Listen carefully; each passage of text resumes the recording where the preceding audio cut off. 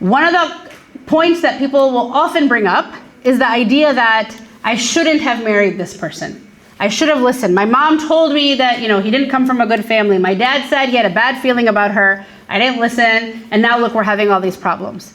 The reality is, it does not matter who you marry.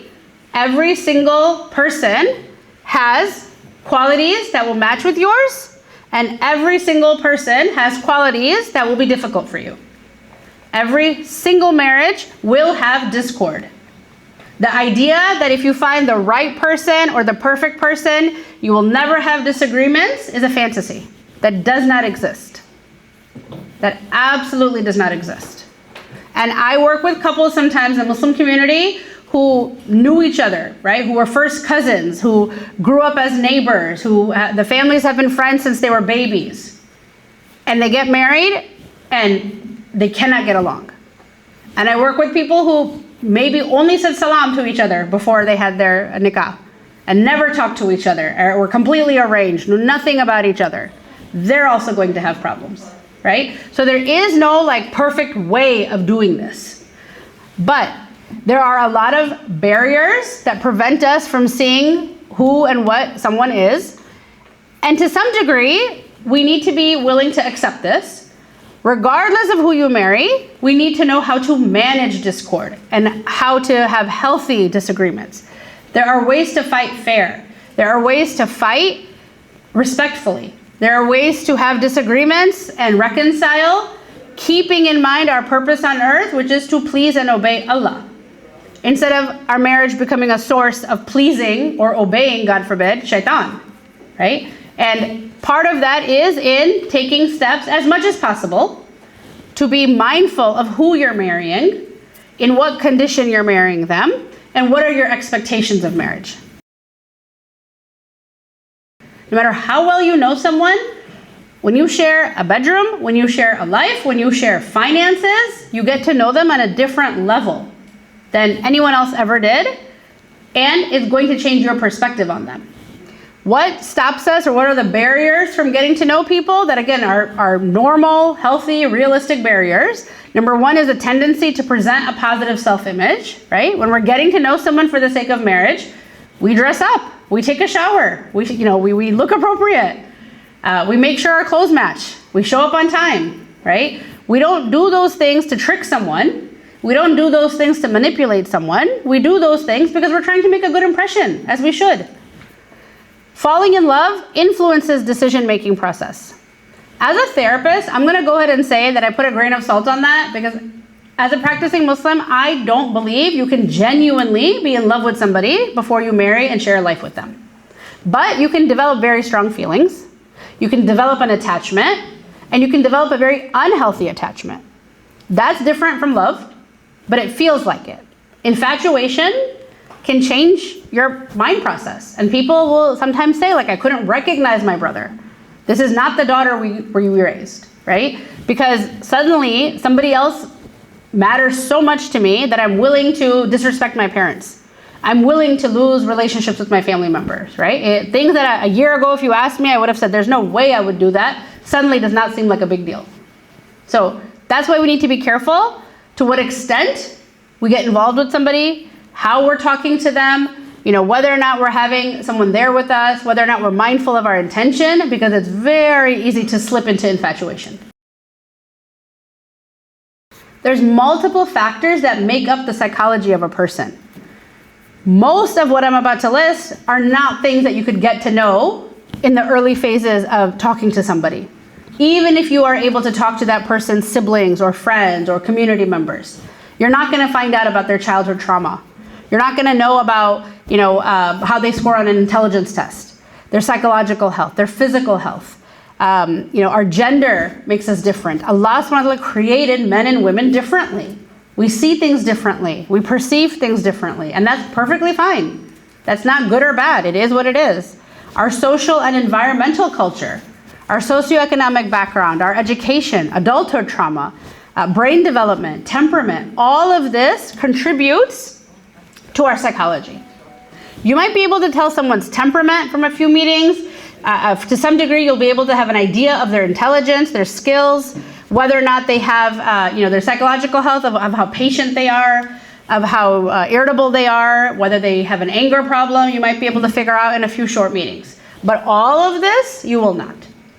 So if you've ever seen the picture of like that iceberg or glacier and you only see the tip and beneath it is the mass, that's that process of getting to know someone. I'm not saying this to scare anyone. I'm saying this to have realistic expectations. People will come and say, I know everything about this person. It's not possible. Several years into a marriage, you don't know everything about this person because people change, right? Our situations, our circumstances change us. And marriage is going to be one of the biggest decisions you ever make in your life. You need to be able to trust your family. You need to be able to trust the people that you put in that position, inshallah, and honor to help you with this. You need to make istikhara. You need to make dua. You also need to trust your own instincts. I talk to so many people who will say, leading up to the wedding, I started having doubts. That's a very painful position. And as somebody who has worked with couples through divorce, I'm going to tell you, as painful as it is to call off an engagement, it is 1,000 times worse to divorce someone. So being willing to recognize red flags and be honest with yourself, even if it makes the whole world upset with you, is still going to be less painful than going through with something that may end.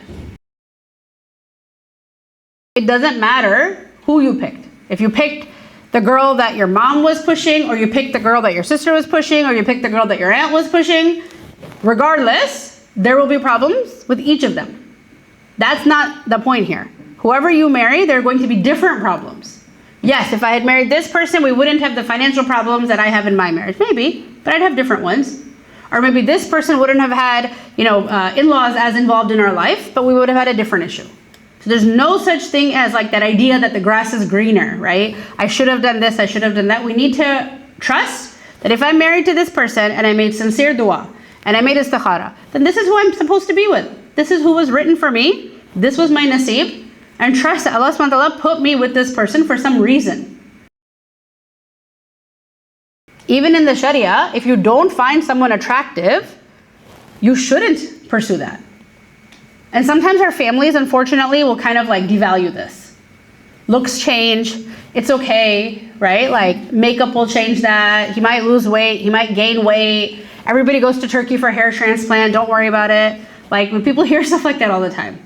But ultimately, attraction for most of us is physical. It can also be the emotional connection that we have with somebody. But there's got to be something. If there's absolutely no attraction, or God forbid, if there's repulsion, that is not a good idea to continue. And I, again, worked with so many couples that will say that I knew that he was really heavy and I was very unattracted to that, but I felt superficial saying that, right? Or this idea that I shouldn't care about looks because he had a good heart. You got to be honest with yourself. If you don't care about looks, you're not going to notice them.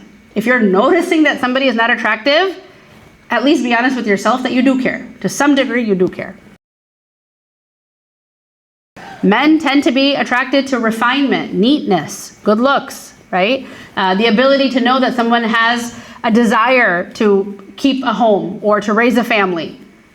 And when we deny these things about ourselves, when we pretend or act or even want to be, nope, I'm very modern, I'm very evolved. If you genuinely are, mashallah, wonderful. But if you're not, don't lie to yourself. At the very least, don't lie to yourself. And where am I getting this information? From almost 10 years of working in the Muslim community, with mostly with couples who come and they say, I knew before we got married, this would be a problem.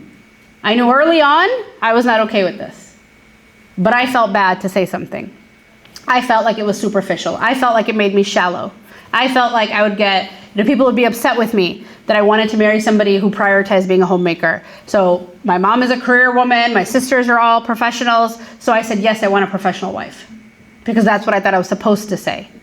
Even though I knew I don't want a professional wife. I don't want to have the home that I grew up in. I don't want my kids raised by a working mom the way I was. And it feels so shallow and superficial to say that. And you feel like it's wrong. So what I'm saying is, Allah created you with the desires you have. For a woman to say, I wanted a husband who would have a reliable career, Sometimes people will tell me that felt wrong. It felt wrong to say that you pursued your passion, and I know that you're never going to earn much, and the right thing to say is it doesn't matter, I'm going to work too, and we'll figure it out. It felt wrong to say I want somebody who's going to earn as much as my dad did, or who's going to be able to take care of me and I won't have to work, or working will be a choice, felt like a backward thing to say.